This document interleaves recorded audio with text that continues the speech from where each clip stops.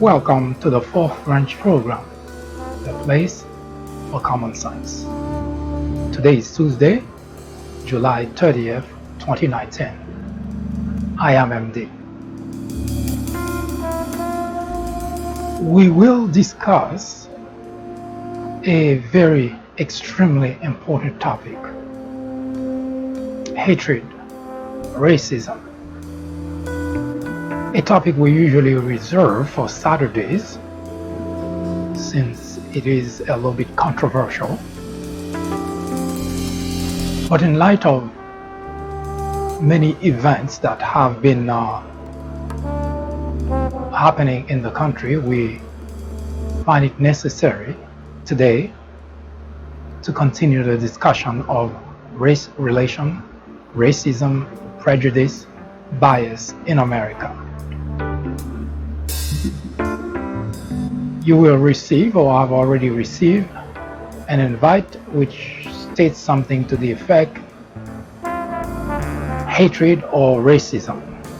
What is the difference? Is there any difference? Well, in 60 seconds, we will discuss this topic through the prism of common sense.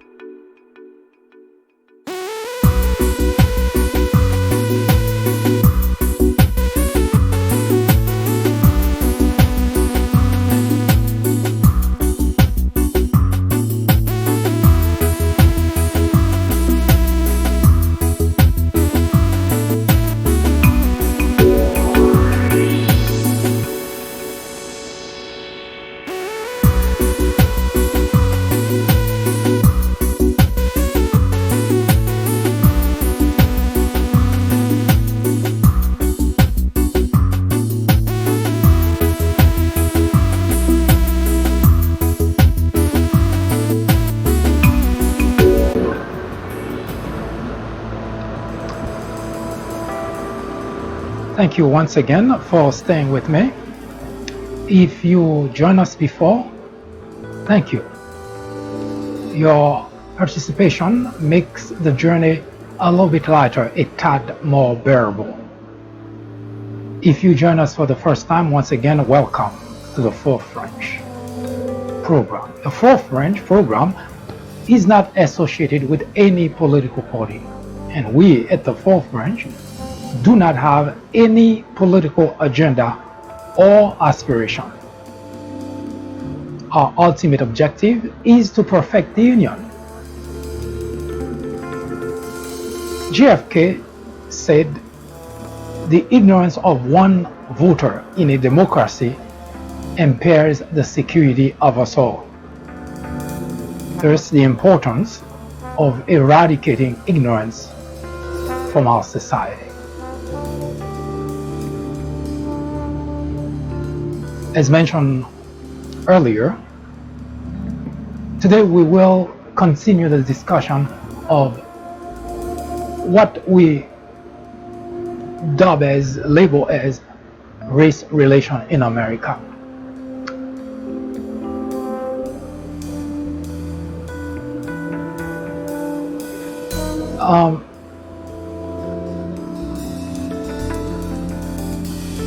And discussing this topic, although it is a social topic, but everything always boils down to politics.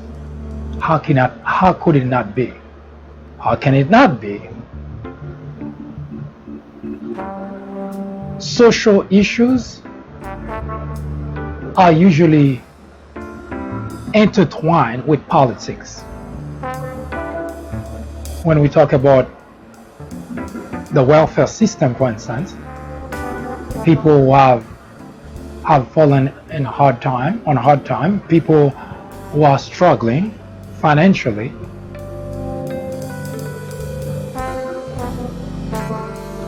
Society has two choices: could ignore them and let them die, or lend a hand.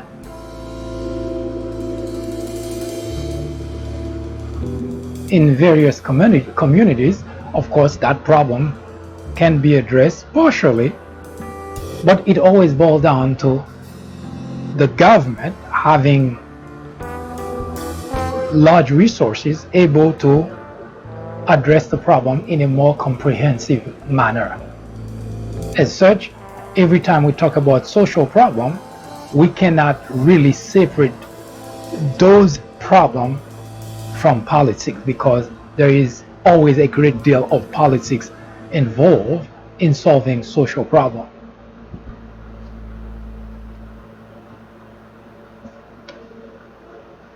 Racism, hatred.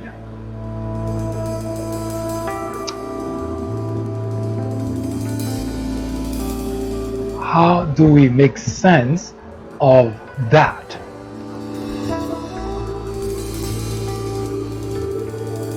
How do you make sense of hatred, of racism? Now, the question was asked, is there a difference?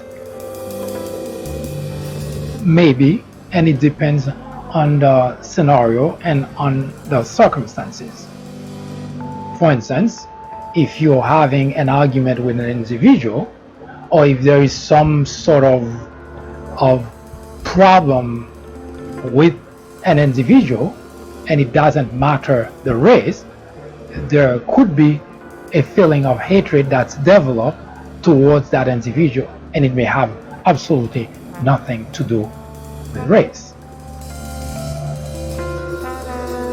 Interestingly enough, racism generates hatred, not the other way around. Well, it could, it can. It also depends. For instance, if an individual is wronged by another individual of a different race, there is also the possibility that individual may end up developing hatred for not just the individual in the other race, but for a whole race.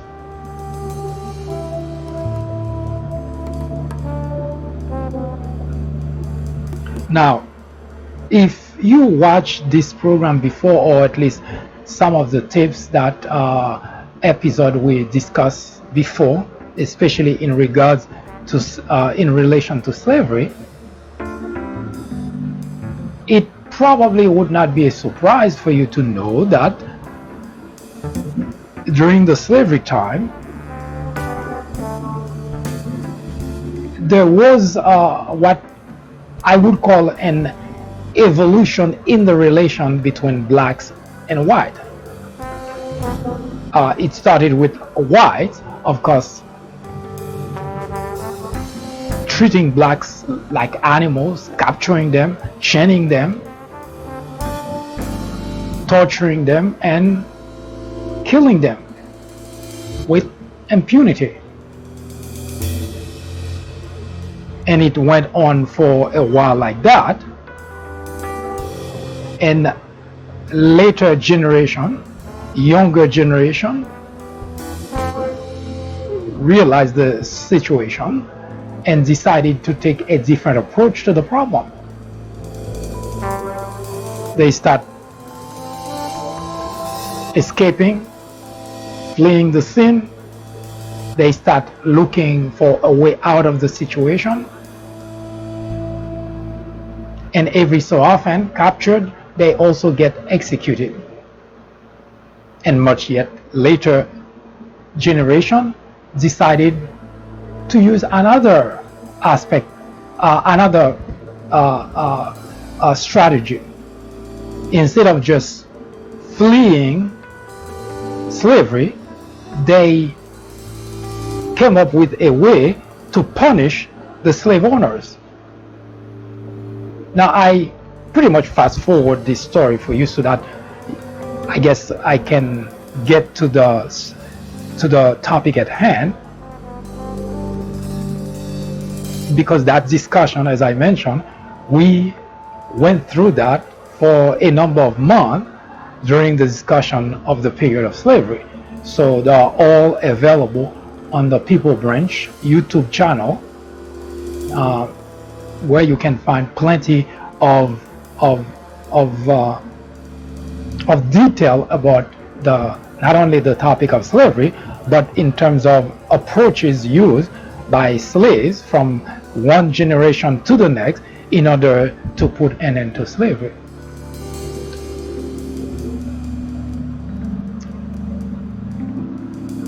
At some point, the much later generation decided, as I mentioned earlier, to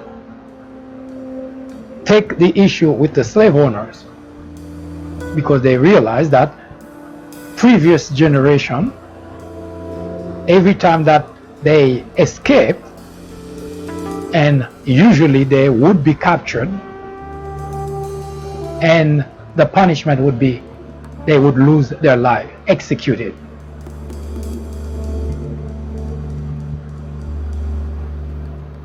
So younger generation came up with a different approach by killing the slave owners before escaping.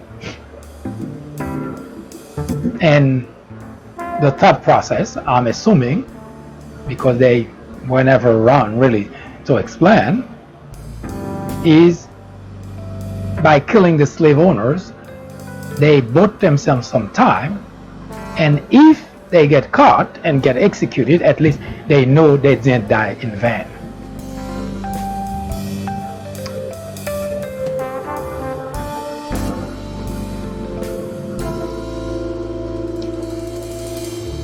There are two aspects of this discussion I will be bringing forth, and both are important in order to understand really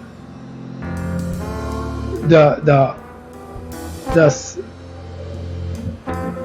importance of the discussion of the issue. As I mentioned before, here we do not discuss a topic, an issue, just for the sake of discussing it.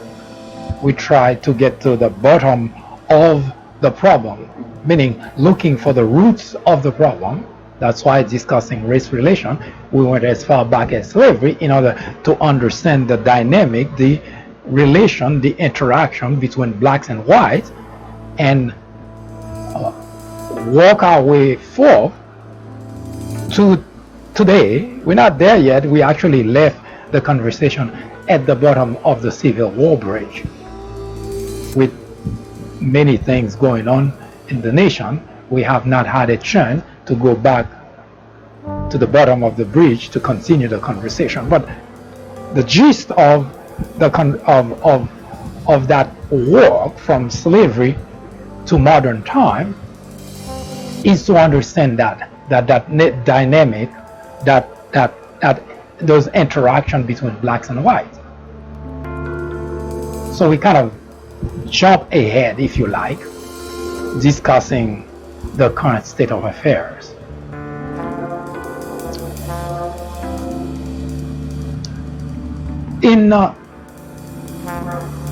Usually you would expect that in a society, a civilized society, you would expect that progress is being made on all fronts.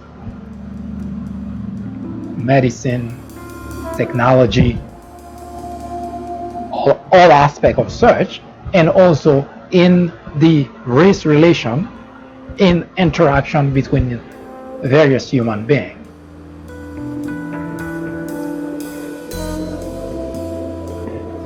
Interestingly enough, here in the United States, while we're having progress being made in many different fronts, science, technology, astronomy, I mean, you name it, there is plenty of progress being made.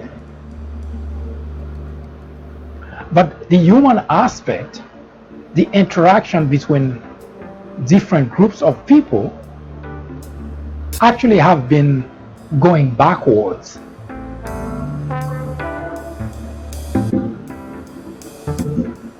And of course, in order to figure out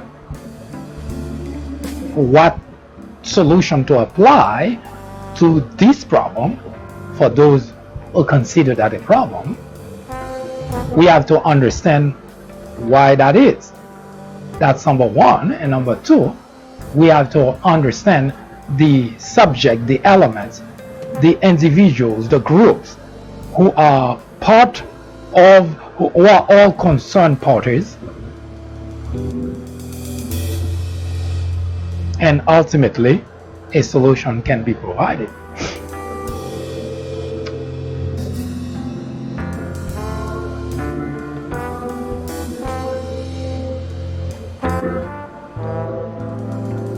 A question that usually asked, and which answer we also have, is why does an individual who is racist hate another individual?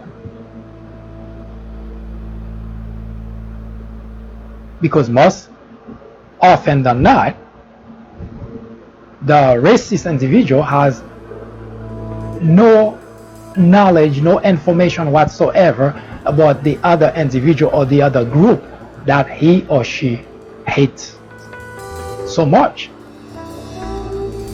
The only perceived information the racist has is the visual one. That means that individual who is racist see that the other individual or individual in the other group is of different skin color.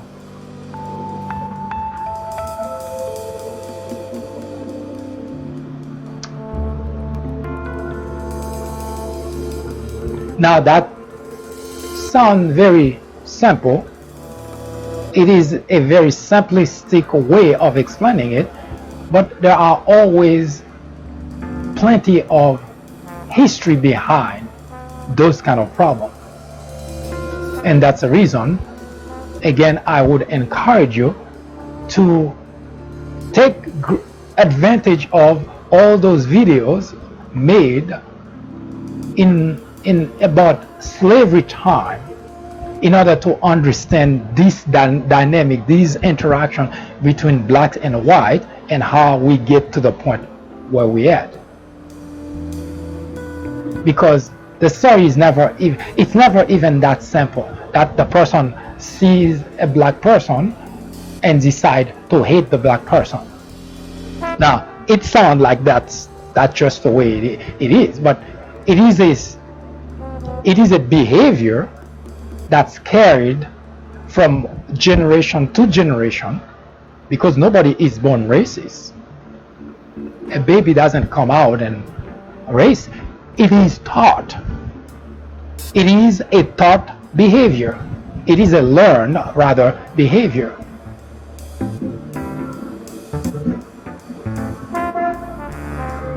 So we can rest assured that the racists were taught, learn to be racist, because there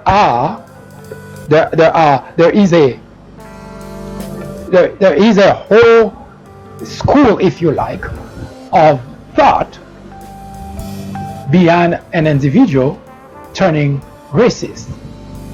Now we're going to look at two important aspects which actually would make you even more confused.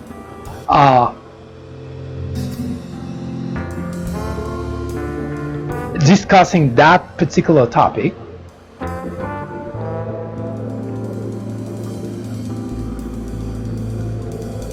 but trying to make sense of why in the midst of the 21st century, when you would think that people now armed with better knowledge, better understanding, with technology that can link people so easily, and yet there is one thing that's going on in America in particular. There is a rise in racism, there is a rise in hatred, and there is also a rise in white supremacy. Now, I purposely differentiate between rise in racism and rise in white supremacy. Now, a white supremacist is naturally racist, but a racist is not necessarily a white supremacist. That's the reason I purposely make the distinction between those two. And we're going to look at why,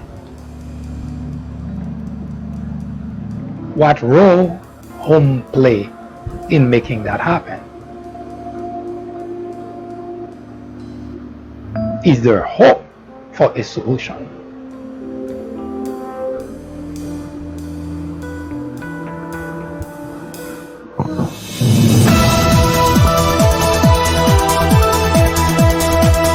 Live from New York City, at the top of the hour, every weekday from 10 a.m. to 2 p.m., the Fourth Branch presents discussions, debates, commentaries on social, political issues, current events, sports, entertainment, religion, education, science, and every Saturday at 10:30 a.m. for a full presentation on controversial issues such as abortion, homosexuality, war on blacks.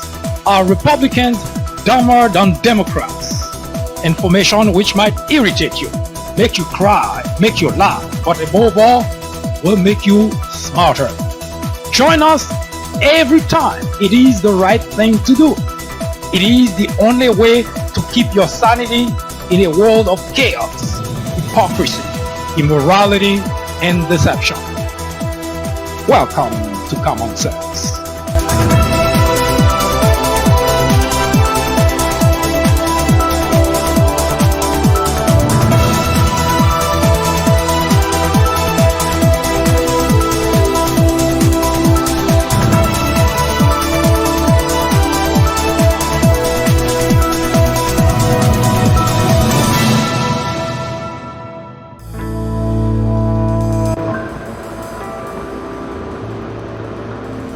If you're a genuine individual who are very optimistic about life, no matter how bad you see things, you always hope or you always think things are going to get better.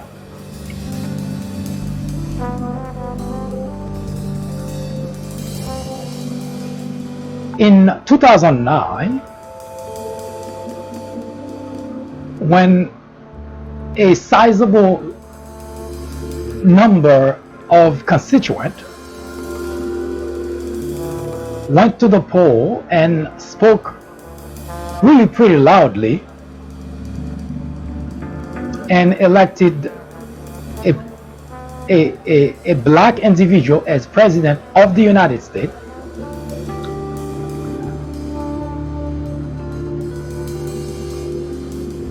there were two things that caught my attention.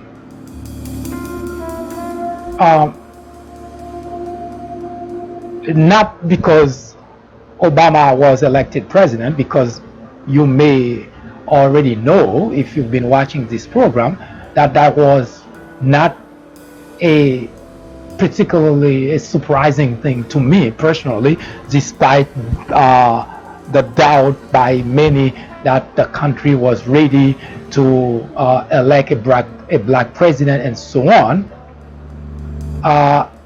Here, the Fourth Branch, we have been since actually, I would say at the end of the Clinton administration. That's when we started looking at presidential election, and we have been pretty much predicting to a very high accuracy as to the next president of the United States. And we don't wait until the general election to make that determination. And we've been doing that ever since. In fact, when George W. Bush was literally the first time picked, not necessarily elected, although people would debate whether we were right about that, but we did say that he was going to be the president. Now, of course, if Al Gore did decide to fight it out, we don't know how that would have come out, but the bottom line is we were right, and we've been right ever since. So it wasn't the election of a black president that was surprising to us, but rather the idea that the optimistic view that things will get better. We never believe that the country has been ready to actually make that happen. Now, notice the contradiction between not having the problem knowing that Obama could become president versus the country moving away from hatred, from racism of blacks. It is very contradictory views of the same topic. But nevertheless, we were able to separate those two and came to that conclusion even as Obama was being sworn in. And we weren't wrong. We actually have two very striking examples to prove the point. One, on the day of the inauguration of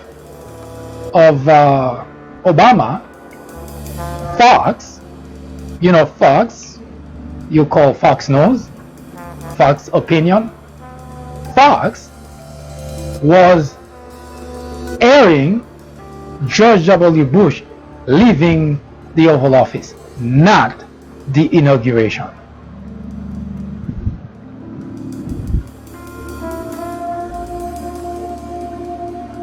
Now, I want you to understand very clearly the point here. On the day of the inauguration of a president of the United States, and it wasn't just any election, it was the first time history was made. A black president was elected for the first time. Now, you would think any news organization would not want to miss a second of that, wouldn't you? Now, don't get me wrong.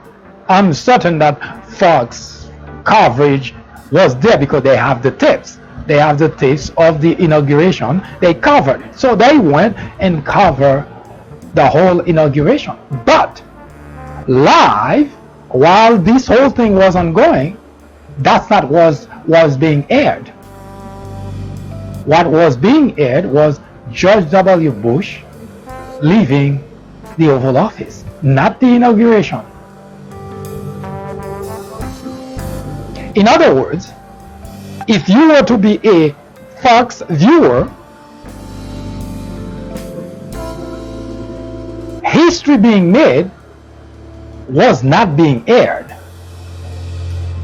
You didn't get a chance to see history in action because all you get is comments by some folks at Fox, whatever comment that they want to make on the inauguration, because again, they could have access to the actual coverage. But as far as their audience, the audience was concerned, that's not what was being aired.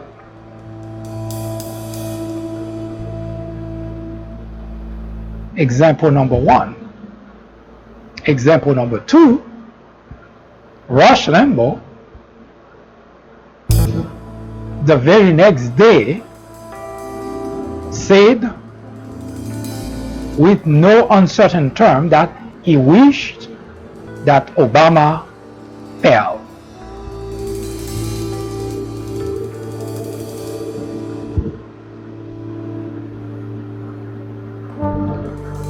Um, that was public display. Behind the scene,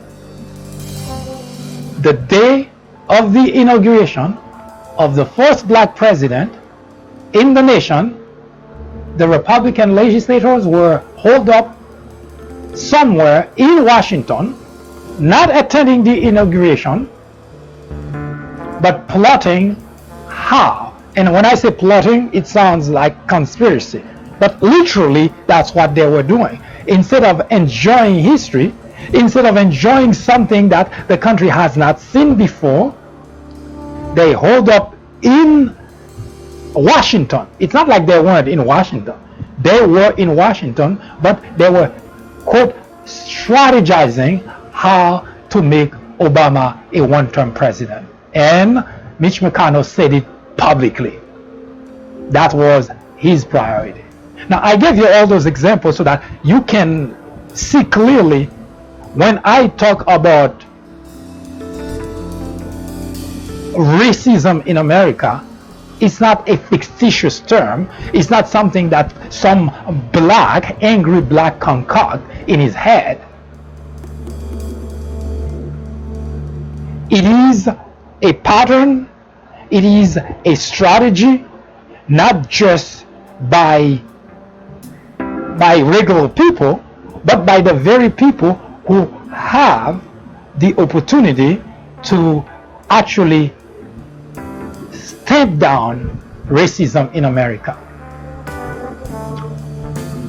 You have a network, news network, that instead of promoting that moment, diversity, the country just made a giant leap, elected a black man. Racism cannot be explained by someone saying, I'm not racist. It's action and behavior that dictate racism. What Fox did, what Rush Limbaugh did, what the Republicans were doing at that time were all racist action that perpetuate this problem in the United States of America.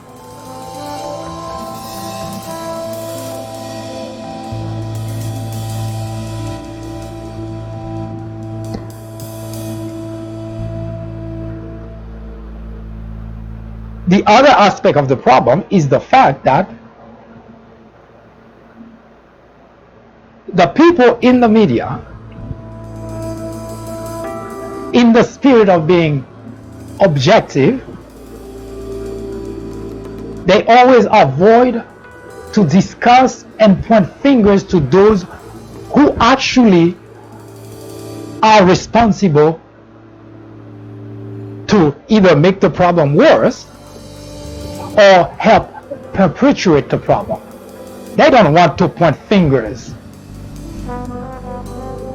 And that's a big problem in the discussion of race relations in America, because when you don't condemn something, it continues. That's the way it works.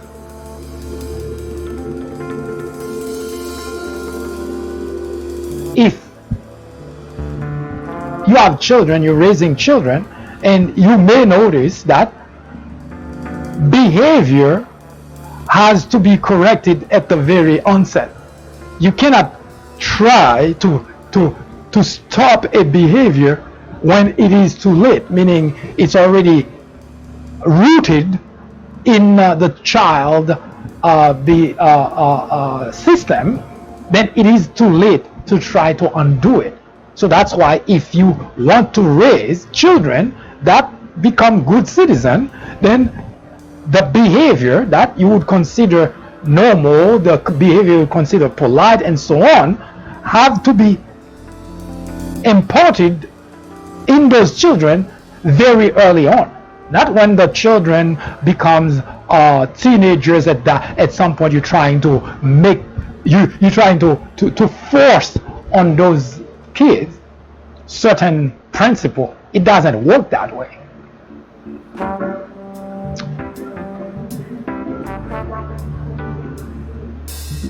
Just take a look at how you learn to speak, how you learn to walk. If you don't teach the baby, the toddler, walking, talking at that time, you cannot wait until the baby turn, I don't know, 4 or 5 years old to teach that. It's not going to work. It has to happen at the very beginning, at the onset.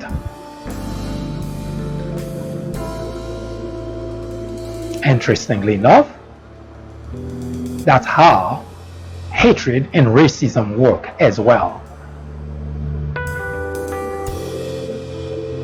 No one is born racist. No one.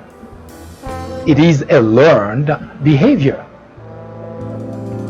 Children grew up in a family, in an environment where they hear their mothers, their fathers, their uncle, people around them, at the school, at the supermarket, all of them expressing racist views, racist opinion about another group. They too grow up in that environment, not only internalizing that and expressing and behaving similarly. It is a learned behavior.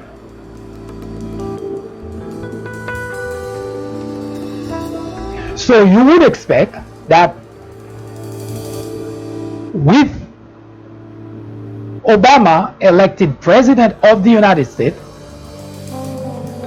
the country has made a giant leap into fixing race relations in America. That's what one would think. And for those who always express optimism about things get better, I'm certain when that happens, they look at it and say, wow, I knew it. I knew it. The country would turn around and become a country where everyone can live with a certain expectation of being treated equally, fairly.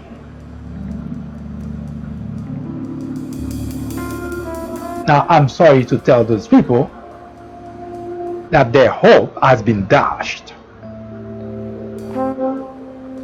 The spirit of optimism that things will get better, it so happened that following Obama's presidency, in fact, right before Obama walked away from the Oval Office,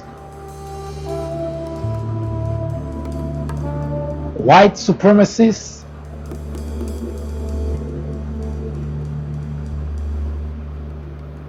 racism have all been on the rise. Wait a minute. That doesn't make sense, does it?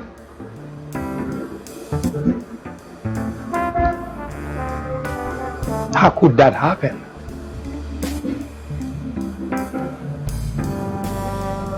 We were making progress. That's what everybody said.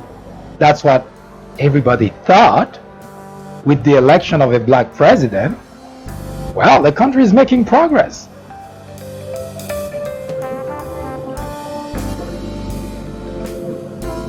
And racism, hatred on the rise, that doesn't compute, does it?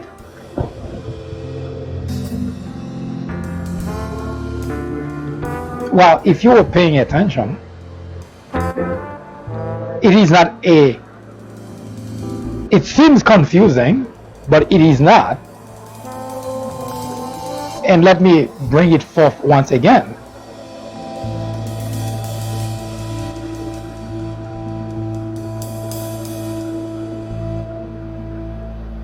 It doesn't make logical sense, right? That following the election of a black president, then you would have hate on the rise, you would have racism on the rise, In fact, you have hatred on the rise. There has been a lot of violence which accompany what I just mentioned. And those are not just words. I'm going to give you a couple of figures, especially from FBI database. So, but it seems confusing that that's the case. But let me try to unconfuse the whole situation.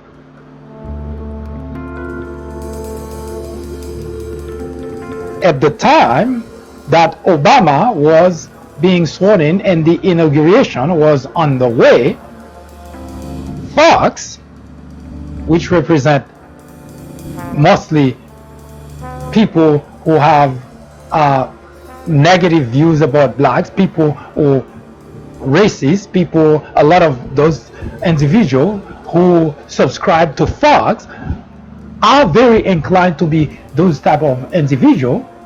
In fact, they have hosts who express those views, who actually promote those views. At the time that Obama was being sworn in, the inauguration was on the way, Fox was doing something completely different, airing George W. Bush leaving the Oval Office. Clear message to the audience: we don't care about that black president. We don't care about what he's doing, because you can spin it however you want, 1,000 ways if you like, but that has never happened before. Coincidence? That not only you could have said, well, it's politics, he's a Democrat. Well, you could say that, but we had other Democrats before elected president. That did not happen before. So you can try to spin it whichever way you want to spin it, but the fact remains that only that time, and it so happened there was something very peculiar about that time, that it was a black president. So Fox was very strategic by not having this whole thing done live and simply having their hosts commenting on different aspects every so often, commenting on it, because as I mentioned, they did have people on the ground doing the coverage of the inauguration. But the inauguration, contrary to all the other media at Fox, that was not being aired live. Every so often, when they call someone while they're doing their commentary, that person is on the ground and you can hear the activities or the ambience, but the actual inauguration wasn't being aired, because they want to put their words, whatever those words were, in the audience mind. I remember very clearly that one of the hosts, because you may not necessarily recall that during the swearing in, Obama stumbled on one of the time that he had to repeat something that was passed to him. I don't recall exactly the passage in the swearing in, but he stumbled on it, and someone at Fox said that, well, we can say that really he's not president because he didn't really say the whole thing properly. And I thought to myself, what the hell?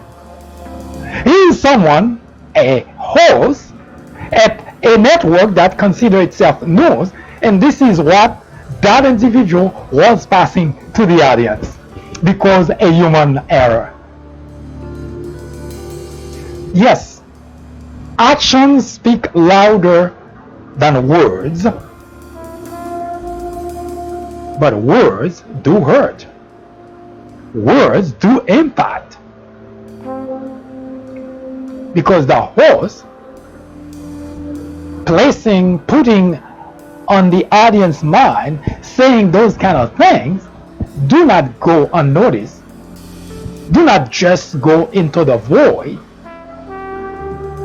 Obama's presidency was challenged for the whole time he was president. Now, we're not here to talk about Obama, but I wanted to bring forth the point to show you that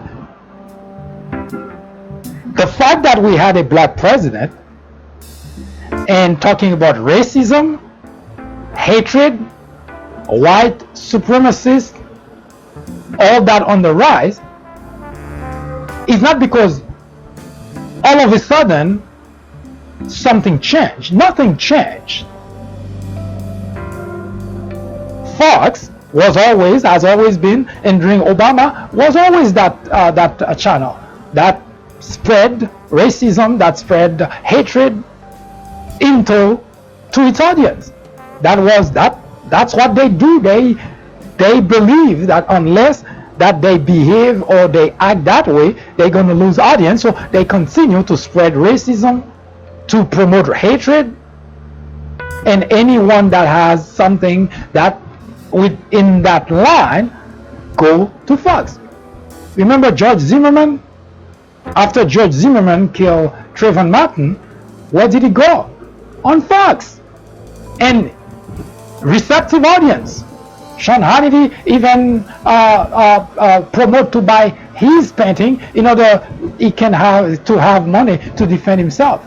Yes, it's not empty words. Fox is a haven of racists and a haven for racists. So while that was going on, Fox clearly stating to its audience, we don't care about that president. We don't care about that black president. That was a clear message. No one is stupid enough not to have seen that. In the meantime, you have Rush Limbaugh, who has an audience of, I believe, 3 to 5 million individuals listening to him, say, I wish that president fell. Here it is. And again, why do you think so? They never wish other president fell before, other Democrat president. So you can spin it and say, well, because he's Democrat. You could spin it that way, but they never spoke that way about other Democrat president. Of course, I'm certain Republicans always have a beef with Democrat, but it's never been that vitriolic type of language. And at the same time, you have Republican legislators led by Mitch McConnell strategizing on the day of the inauguration of the first black president in the United States. What were Republicans doing? Strategizing to make him a one-term president. They did not even bother to show themselves, to participate in the historic moment in the country, because that wasn't of any importance to them. So no, there is no demarcation, there is no contrary, no contradiction between the fact that a black president was elected and Republican, as you can see, completely on the opposite side of history. So why is hatred on the rise? Why is racism on the rise? I'll tell you in just a moment.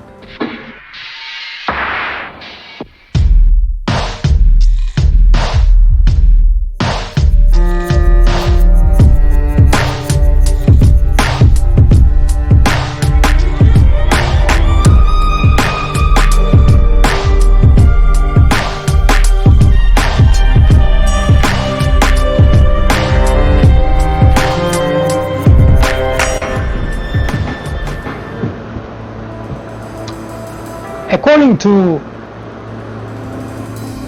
the FBI database,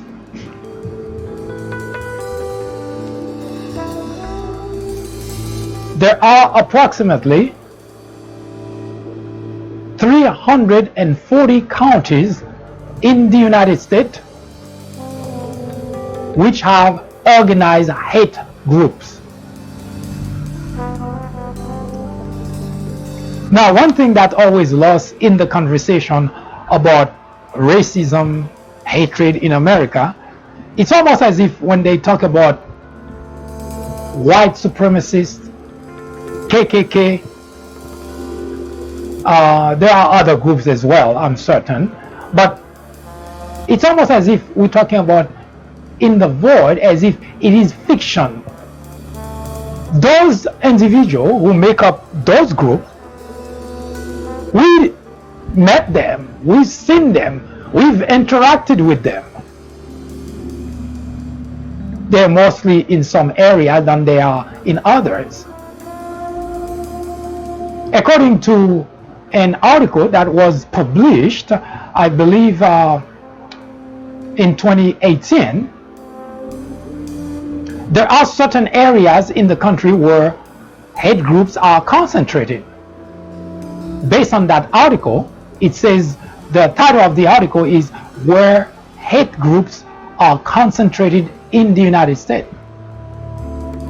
Hate in America is on the rise. There are currently nearly 1,000 known hate groups in the United States.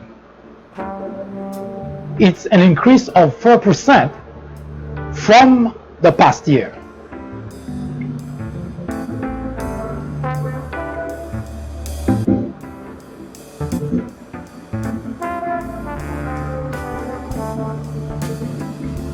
There is very strong evidence that hateful actions have proliferated since Donald Trump began his presidential campaign. Now, that should not be any surprise to any individual on the face of America. In America, there could not possibly be any surprise here. That's the case.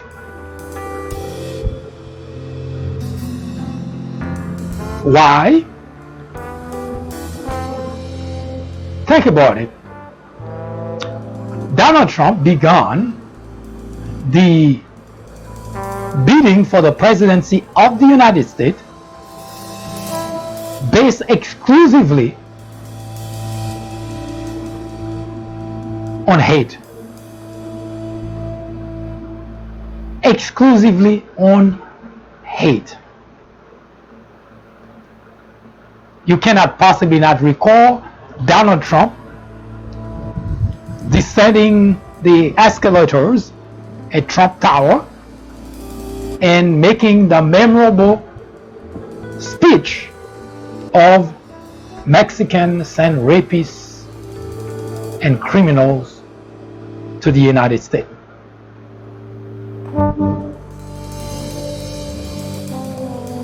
And he has never looked back ever since.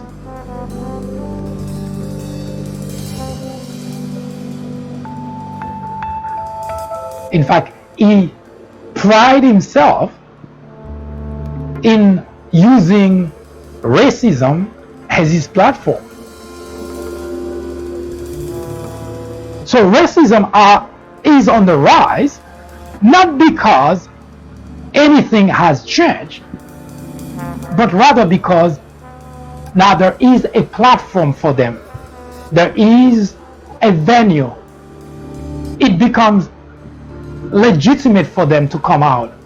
It becomes legitimate for them to say to not have any problem identify themselves as racist. Not because it was ever any different. It's not like all of a sudden Donald Trump bid for the presidency and then you have racists growing up left and right as if they were never there. Of course they were always there. They couldn't come out because it's wrong. They know it's wrong and it would not be accepted by our society. So they stayed in the cocoon. Or cocoon. Sue me.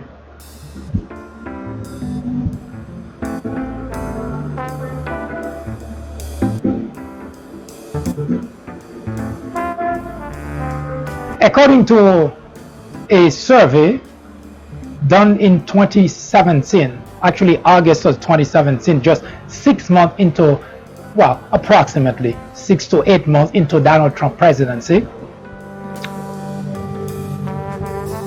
they found 22 million Americans who support neo-Nazis. Now that's not a huge number in comparison to the population in the country, but that's a good number of people. So it's not just the white supremacists out there you see on the street with their mask on, you cannot identify some, and you're thinking, oh, it's just a small group, you know, nothing to worry about.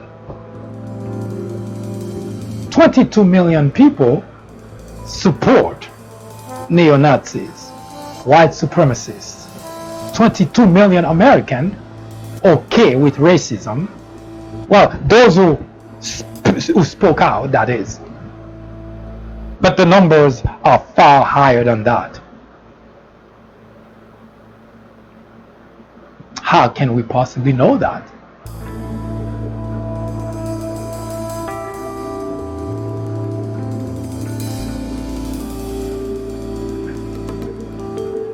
Donald Trump did not get elected president of the United States with 22 million Americans. It took 3 times that number of people. I believe it was 63 plus million, if I'm not mistaken. 22 million people could not have put Donald Trump in the Oval Office. The 22 million people are people who don't have any problem expressing their feeling publicly because Donald Trump gave them a platform and say it's okay to do so. The others, they hiding behind, oh, religion, and that's the part I want to talk about. They're hiding behind everything. They put their mask on, they put their glasses on so you cannot see their faces. They subtle. They tell you that they have black friends. They tell you they have family who's married to a black individual. They come up with all kind of excuse to be racist. But they want you to think they are not.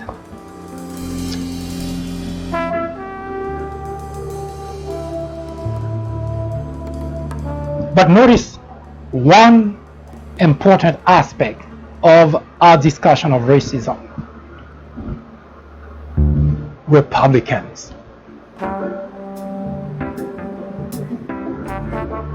It's always amusing to me to always hear Republicans talking about the party of Lincoln. Abraham Lincoln was a Republican. The party of Reagan, that's another story. Reagan is a whole different ball game in the discussion of good president. In fact, I wrote an article a couple of months ago in which I detail the action of Ronald Reagan as a president in regards to blacks. But let's stick to Abraham Lincoln.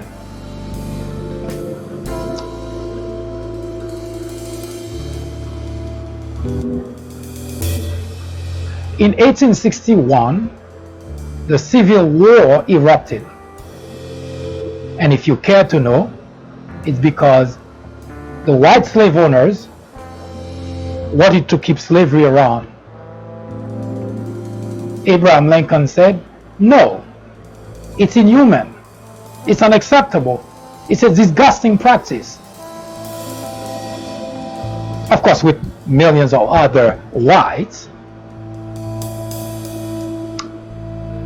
And those who wanted to keep slavery around said, over my dead body.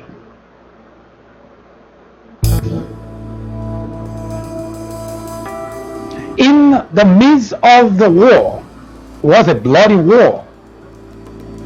If you've been watching this program, you know how bloody that war was. Over 1 million casualties, 600,000 plus dead, 300, almost 400,000 injured, not even counting to people who die afterwards because of injuries and so on. It was a bloody war. The United States didn't lose that many people in World War I or World War II. Go figure, eh? It was a bloody war.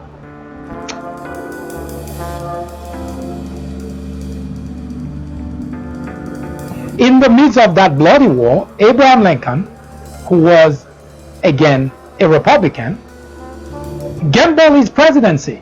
In fact, while the war was ongoing, he signed the Emancipation Act in 1863.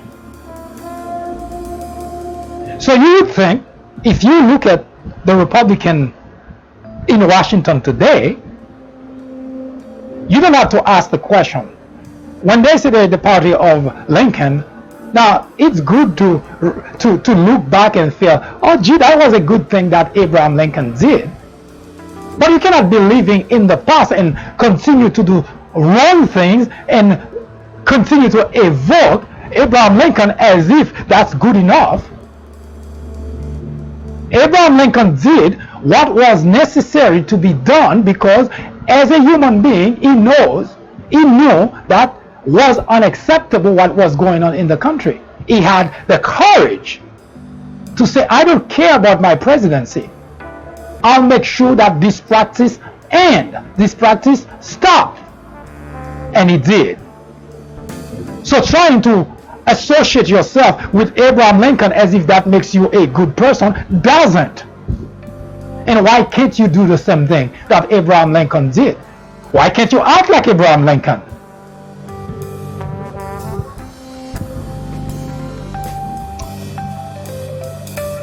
Now we bring me to talking about the religious people.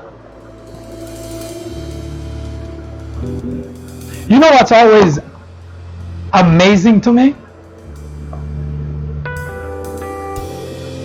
The people that always claim to have ethics, the people who always claim to have core values, people who claim to be Christian are always the one that do the worst thing to mankind, the worst thing in life.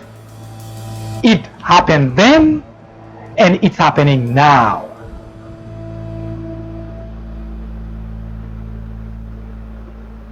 In 1861,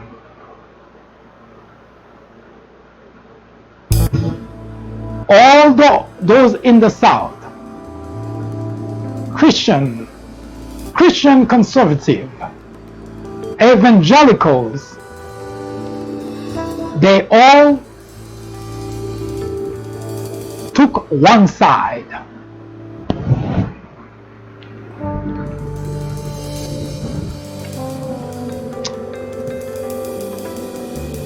I take issue on people who act that way and call themselves Christian. I grew up in an environment, a Christian environment. In fact, as kids, we, myself and my sibling, we hated the idea that we always have to follow, you know, those religious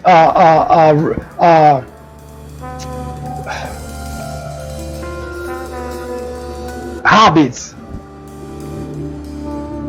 I remember very clearly my father used to have this prayer at 6 p.m. every night, and we hated it as kids because it was the time, especially during summertime, it was the time that we want to play, you know, longer, the day was longer. So of course I used to love playing soccer, so obviously I felt that my plan was disturbed by this prayer every night as a kid.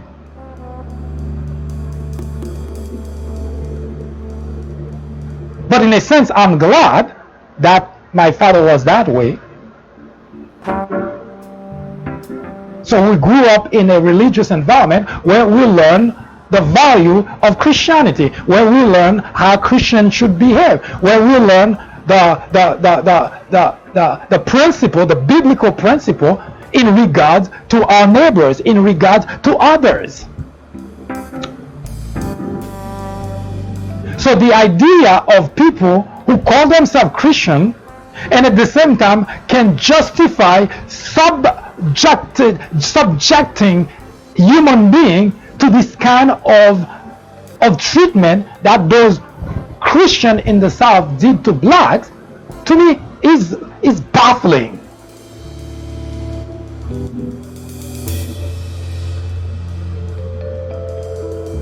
They give Christianity a very bad name, call themselves evangelical, call themselves Christian conservative, and yet their actions are actually sometimes worse than the devil.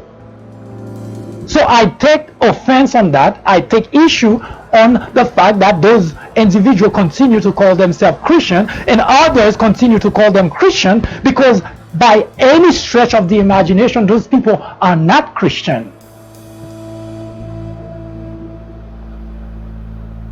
They love the label, I understand that, but if they want to be called Christian, then they should act, they should behave like Christian. Follow the biblical principles.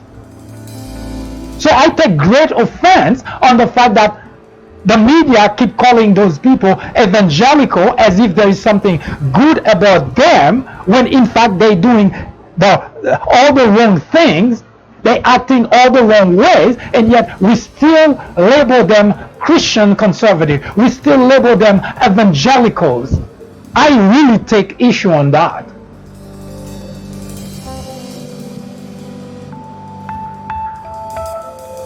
Which brings me to the discussion at hand. Those are the same people, according to that information on the database. You know, we're talking about this. The hate groups in the Christian world? Yes, you heard correctly. A sizable number of people who identify themselves as Christian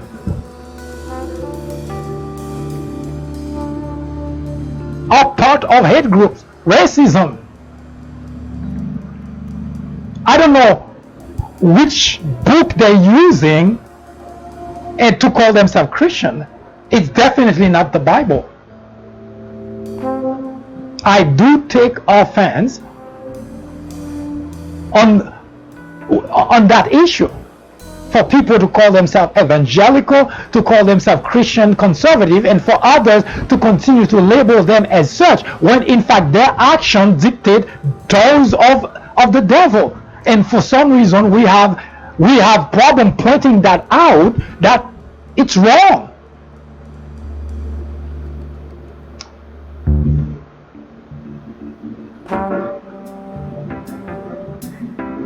You cannot be an evangelical, you cannot be a Christian, and at the same time you find it okay to support a racist, to support white nationalism. That doesn't jive at all. Not in the Bible, not the Bible that I read.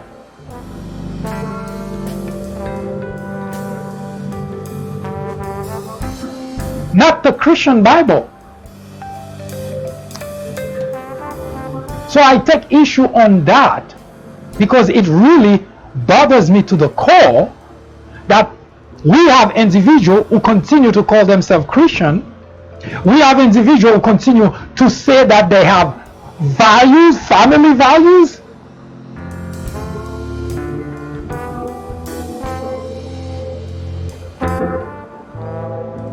But they can justify their action. They can justify supporting an individual who actually has nothing ethical about him.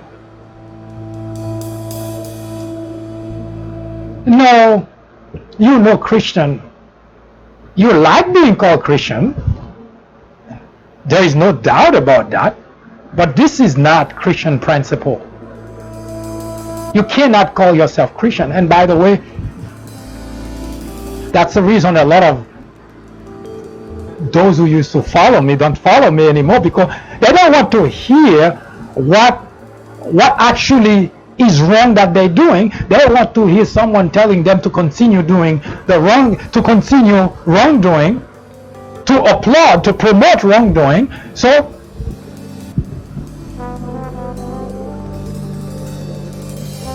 but I'll be here.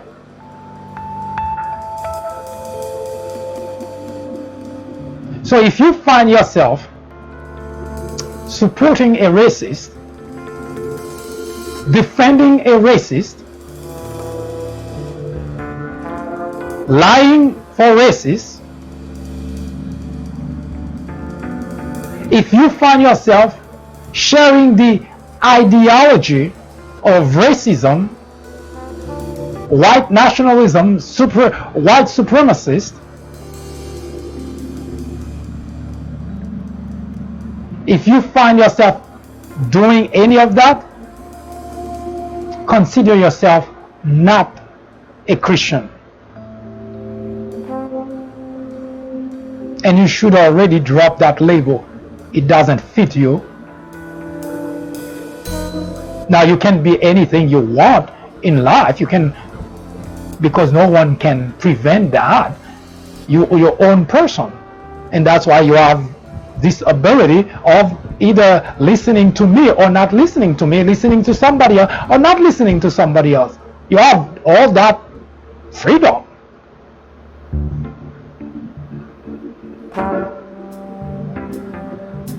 But you should stop fooling yourself that you are a Christian just because you wake up on Sunday and go to church. Just because you belong to a organization that says it's a Christian organization. That doesn't make one a Christian. Haven't you read the Bible? Jesus said you would recognize a tree rather, by its fruit. So stopping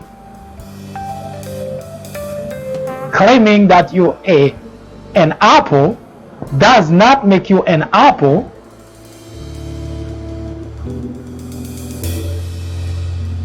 Especially if the tree is no apple tree.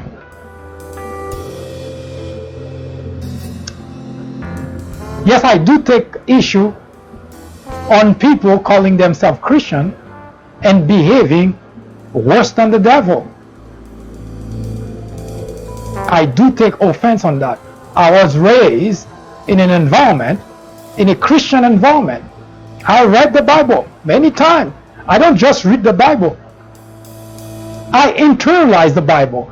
So it bothers me every time I hear people talking about they're Christian conservative, they have family values. Where are they?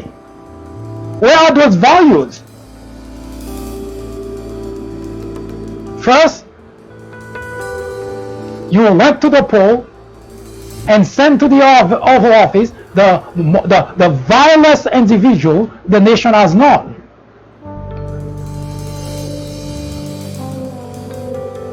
But you defend him. You believe he's great. The best thing that happened to America since sliced bread. No, you're not a Christian. And stop saying you are, because that doesn't make you one.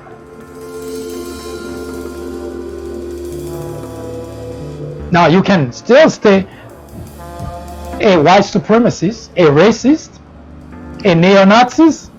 You can still be that because that fits the description of your behavior, of your action. Not that it's okay to be, but at the very least, you'll be more or less honest to call yourself what you are.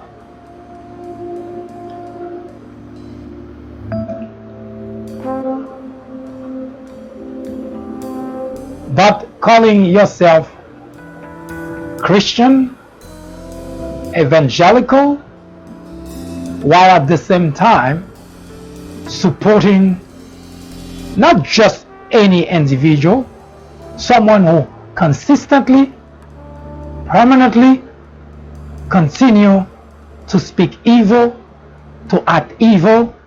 You might as well worship the devil. What's the difference? Now, you may take offense on me saying that, but what's the difference? Because if you are okay with the fact that you can support someone who continuously, consistently, systematically doing evil, speaking evil, then do you see any difference? So for those who are asking themselves, why is racism on the rise? Why is white nationalism on the rise? Well, the answer is simple. When we return.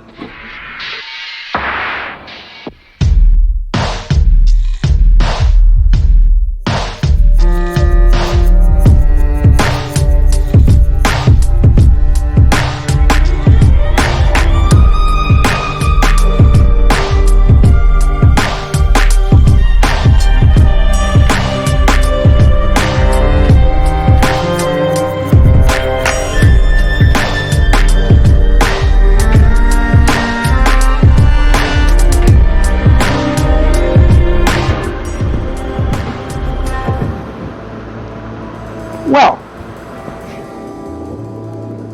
racism is on the rise. White nationalism is on the rise because they now have legitimacy to be out there and to publicly express that view. They never went away. They were suppressed because our society said that it's not okay to be racist. Our society condemns it. As such, those who were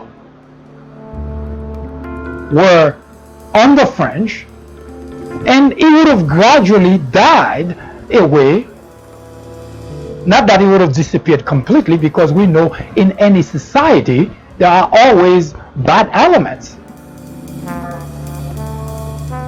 We said earlier that according to a 2017 rather, there are 22 million individuals who support neo-Nazis.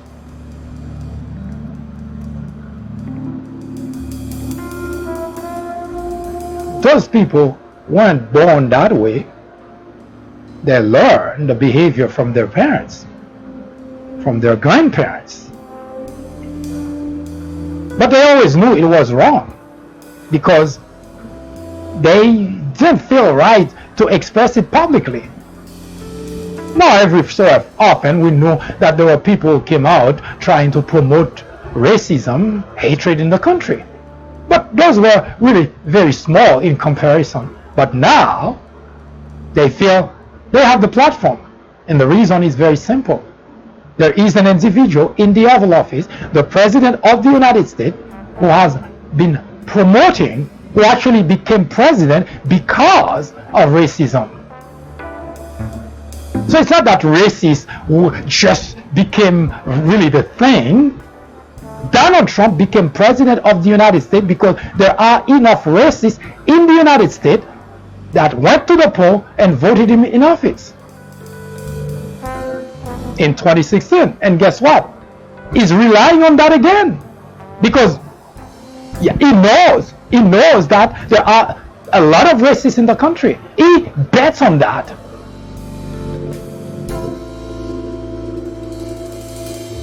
The reason the number is on the rise is not because there are more racists today. There have always been that many racists in the country. I've been talking about that for the longest. They're subtle. We've seen them everywhere.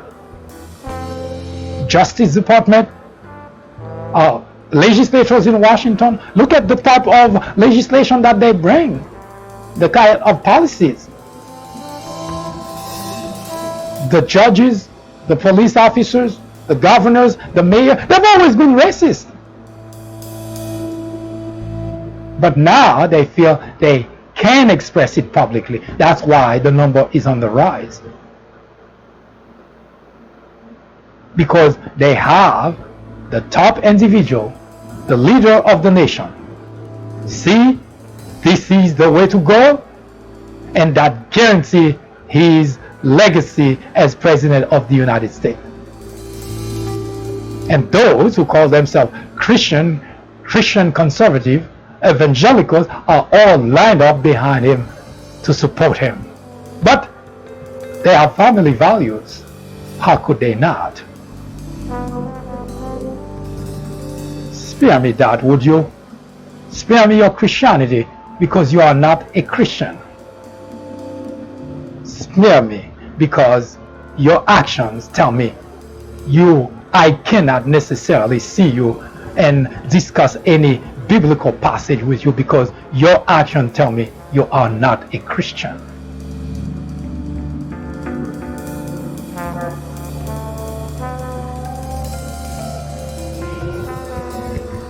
I hope those information were of some use to you. At least give you some perspective on why the country is in the path it is today. Donald Trump, as I mentioned before, did not create those people. Donald Trump did not bring racism to the United States. Donald Trump makes it possible for those who are racist to express their views without any fear.